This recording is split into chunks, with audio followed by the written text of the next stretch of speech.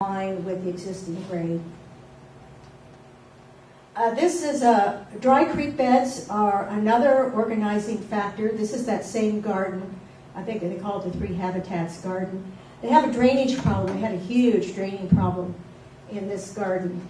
And so we built a dry creek bed to serve as an ornamental feature, but also to help drain the water from the backyard to some drainage that's over here. What types of rocks do you typically use for that?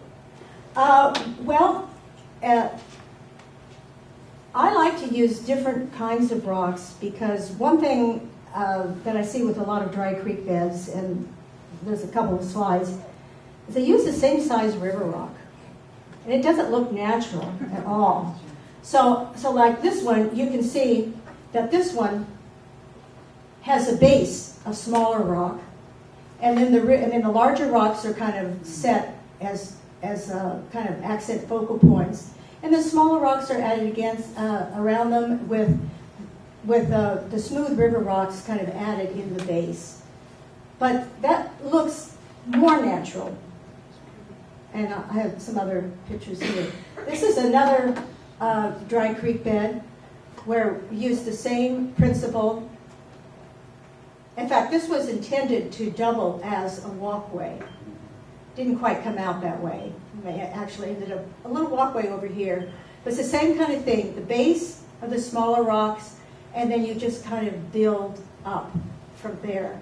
And then the bigger rocks are good places for your accent cluster points. This is I believe this is a Carex.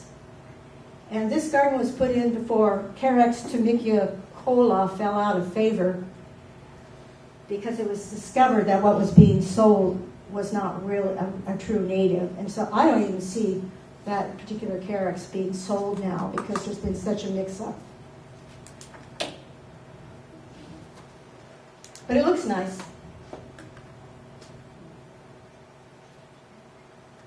And this is another view on a sunny day. And this is the front entry of that 3 Habitats garden. You can't see the mounds over here, but there was a mound over here. This plum tree was a major tree, and they wanted to keep it, so we kept it and worked around it. I actually used some Ceanothus Yankee Point around it because there was a tough situation, and that plant was in full bloom. It's in full bloom right now. So even though it's a really shady area, it's covering the ground nicely, and it's blooming. This is the Festuca siskiyou blue. Right now, this is a gorgeous stand. The picture was taken a while ago. There's a gorgeous stand of blooming irises right now. And there's a manzanita right here. And there's a manzanita right here, but this manzanita is much happier than this one. And in the back here, this is a toyon, which gets covered with beautiful red berries. And I think that some of these gardens, the clients have turned the water off. And maybe only occasionally in the summer if something looks a little thirsty. This is a garden I did. This is one of my trainer gardens. Because I use plants I don't go anywhere near anymore. Like Fortnight Lily, never used that one. This is a beautiful concha, Ceanothus concha. And this is a manzanita. And I'll show you some tragic pruning here. But this is another example of a dry creek bed, and this is an instance where they used all the same size river rock. This is the concha, this is a Cleveland sage, and this is a rusovada, a sugar bush. And I came back after a couple years to take a picture of it, and they were lollipopping it. I was heartbroken. Because this plant should be much bigger and fuller and more tree-like now, and this one should not have been lollipopped. But these are some sages, once again. Does lollipop mean shape? It means that the plants are being sheared on the outside into a round form, Cylinder. and it's a terrible pruning method because what happens is that the inside of the plant gets really woody, and all the foliage is on the outside. And inside you'll find all these crust and crossed branches, and they're growing together, and it's just a horrible thing to do to a plant. But I'll tell you, some of it is because that's the way gardeners have been trained to do it. But some of it gets back to the issue of planning. The wrong plant in the wrong space, too big for the space, placed too close to a wall, so people feel overwhelmed, and then they start lollipopping. And this is the same garden, where an example where there was a lot of runoff from the neighbor's garden. They overwatered. So we used the dry creek bed as a swale to divert some of that water away from these plants. It's called And borrowed water. this is coffee berry here. Sorry, I just interrupted. It's called the concept of borrowing your neighbor's water. Yeah. What's wrong with the Fortnite lily? I know a lot of people have those. Yeah, well, first of all, it's very invasive. I've seen areas where it's just completely taken over. It colonizes. And it's not a native. I want to talk a little bit about native lawns and dogs and garden whimsy. This is a dog. The client wanted a native lawn for her dog. And we used Festuca rubra. But I don't think she's quite as, the dog is ecstatic. But I don't think she's quite as happy with it. There's a dog's playthings. Because I think she was thinking it was going to look more like a traditional lawn. And you can see that a lot of native grasses have they're bunch grasses, so they have a lumpy habit. But the dog is loving it to death. There is a lot of experimentation. I haven't done it myself, but there's a lot of experimentation now with native sods. And Delta bluegrass has yearly demonstrations of native sods. And I think Capital Wholesale in San Jose and Native Revival, and last I knew, in Aptos, have samples. They have sample lawns.